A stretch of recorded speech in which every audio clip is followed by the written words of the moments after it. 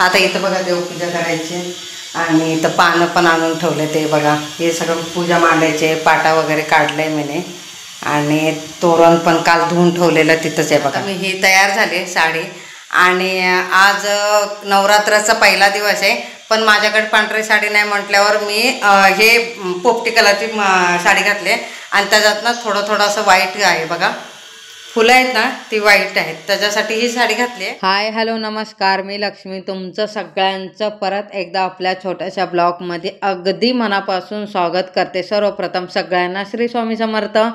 आजपासून नवरात्राचा उत्सव चालू झाले, 9 दिवस. सगळ्या माझ्या ताईंना, मैत्रिणीला, आईंना, सगळ्यांना ना नवरात्राच्या उत्सवाच्या खूप खूप शुभेच्छा. इथं बघा मी ना दरवाजा साफ करून घेते आणि असंच 9 दिवस मी साफ करणार आहे.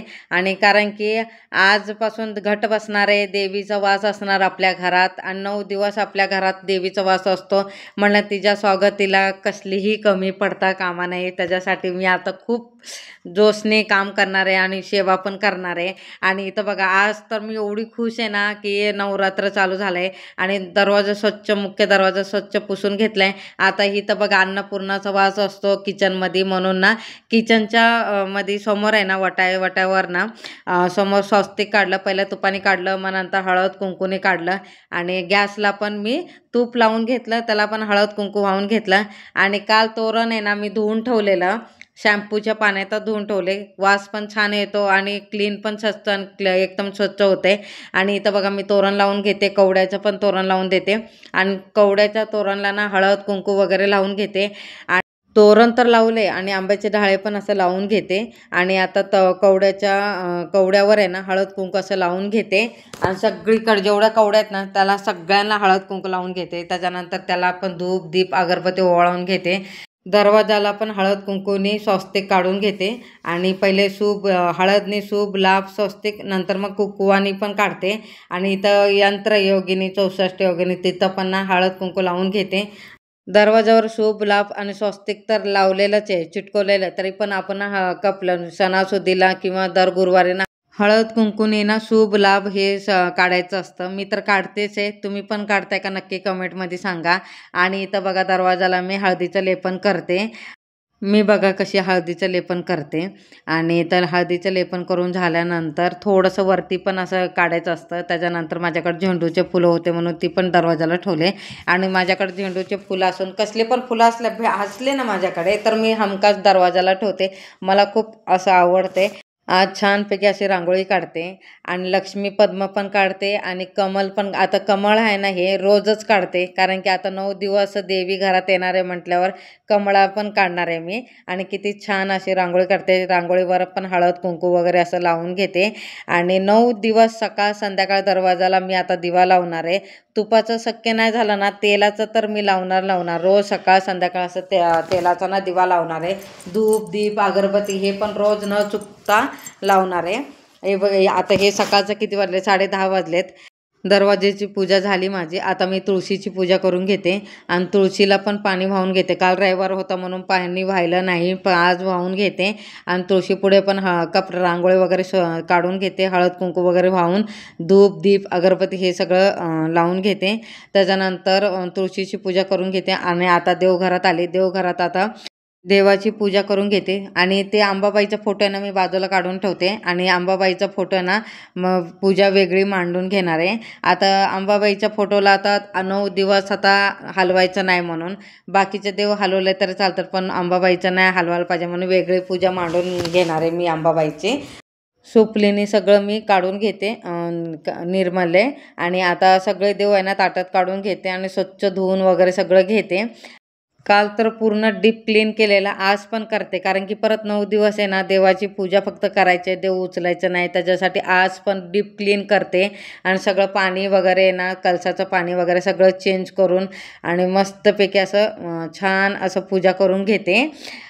सगळं तर बाजूला काढून घेतलं. आता स्वच्छ असं पुसून घेते आणि पुसून झाल्यानंतर एक स्वस्तिक काढते. स्वस्तिकवर हळद कुंकू अक्षता वाहून पाटा ठेवते. त्याच्यावर पाटावर लाल वस्त्र हातरून घेते आणि देवाची अशी छानपैकी असं पूजा करून घेते. सर्वप्रथम आता दिवा लावून घेते. मी नेहमी तसं करते. तुम्ही पण करताय का मला नक्की सांगा.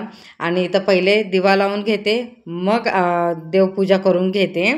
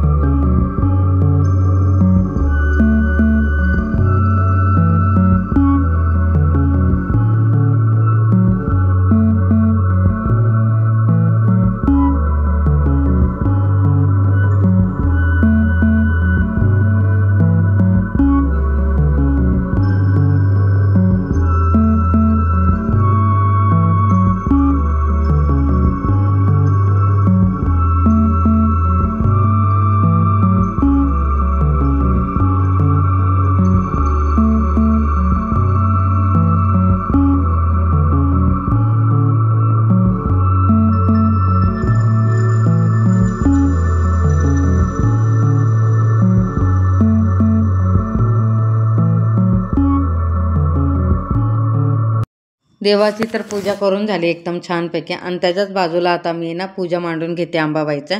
आणि इथं पण स्वच्छ असं पुसून घेते. चौरंगवर ना पूजा मांडणार आहे. सर्वप्रथम स्वस्तिक काढून घेते, त्याच्यावर हळद कुंकू अक्षता वाहून घेते. मग रांगोळी काढून घेते आणि रांगोळी असं चारीभोवती, चौरंगच्या चारीभोवती असं रांगोळी काढून घेते. आणि फूल काढून घेते, असं असं फुलं काढून घेते. आणि त्याच्यावर पण हळद कुंकू असं वाहून घेते. त्याच्यावरनं असं चौरंग ठेवते आणि चौरंगवरनं लाल वस्त्र हातरून घेते. मग त्याच्यानंतर मग दिवा लावून घेते. मी घट नाही बसवत आणि म्हणून मी अंबाबाईचा फोटो असं पूजणार आहे. आणि सर्वप्रथम मी दिवा लावून घेतला. आता पानावर ना मी फोटो अंबाबाईचा ठेवणार आहे. असे 5 पानं आहेत ना, खाऊचे पानं ठेवणार आहे. आणि मला ते बाजारात गेलीच नाही मी खाऊचे पानं आणायला. त्याच्यासाठी तिथं आम्ही लावलेलं ना खाऊचे पानं, तिथूनच 5 पानं आलेलं ना, तर मग ते तोडले आणि अंबाबाईच्या खाली असं 5 पानं ठेवले आणि अंबाबाईचा फोटो ठेवला आहे. अंबाबाईला पण हळद कुंकू वाहून घेतलं, दिवा लावला आणि साखर म्हणून नैवेद्य ठेवला, तुपाचा दिवा लावला. आणि माझ्याकडे 2 फुलं होते ती पण आणून ठेवले. जास्वंदाचं फुल होतं ते पण ठेवते, वाहून घेते.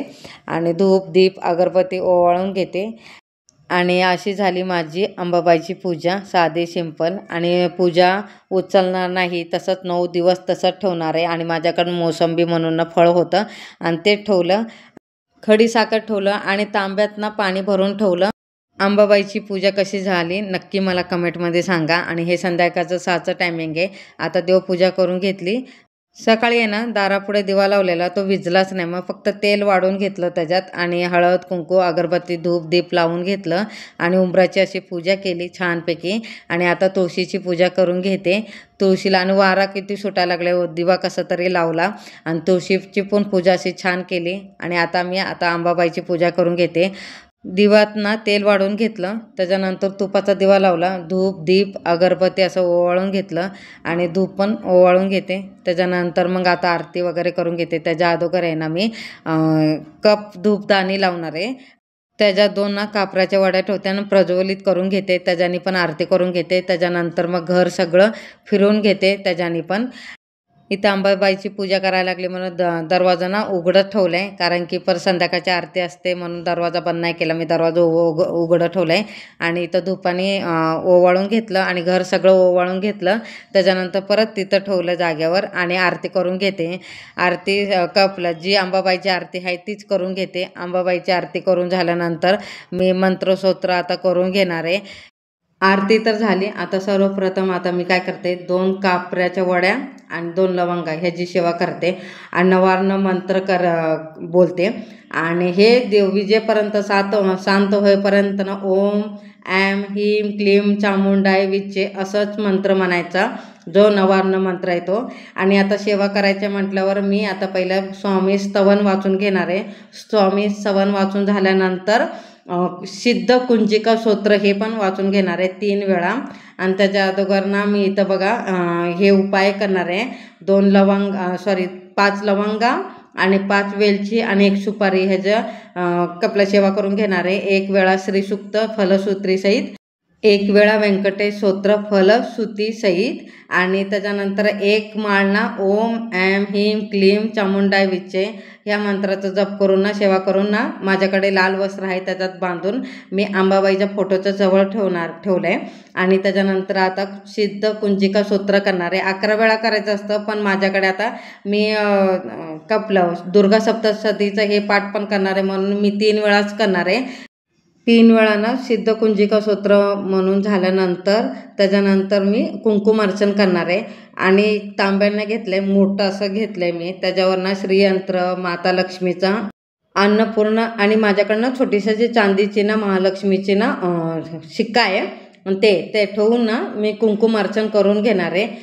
16 वेळा श्रीसूक्त म्हणून ना कुंकुमार्चन करून घ्यायचं असतं, नाहीतर 1 वेळा केलं तरी चालेल. हे पण नाही जमलं तर ओम ऐम ह्रीं क्लीं चामुंडाय विचे या मंत्राचा जप करून पण कुंकुमार्चन करू शकता. नाहीतर ओम श्री महालक्ष्मी देवे नमः या मंत्राचा जप करून पण कुंकुमार्चन करू शकतात. आणि कुंकुमार्चन करून झाले माझं. आता दुर्गा सप्तशती पाठ करून घेते. मी कशी पाठ करते ते तुम्हाला सांगते. दिव्य कवचम पासून सुरू करते मी. दिव्य कवचम झाल्यानंतर अर्थ अगलम स्तोत्र, त्याच्यानंतर अर्थ कलिका स्तोत्रम, त्याच्यानंतर रात्री सुक्त, त्याच्यानंतर पहिला अध्याय, दुसरा अध्याय असं करून घेणार आहे. आणि नवरात्र चालू होणार आहे, पारायण करायला मला शक्य होणार नाही, त्याच्यासाठी मी तसं करणार आहे. मग परत दुसऱ्या दिवशी सेम तसंच करणार आहे. दिव्य कवचम, त्याच्यानंतर अर्थ अगलम स्तोत्रम, त्याच्यानंतर अर्थ कलिका स्तोत्रम, रात्री सुक्त, अध्याय 3 आणि 4 असं पठण करणार आहे मी रोज 9 दिवस.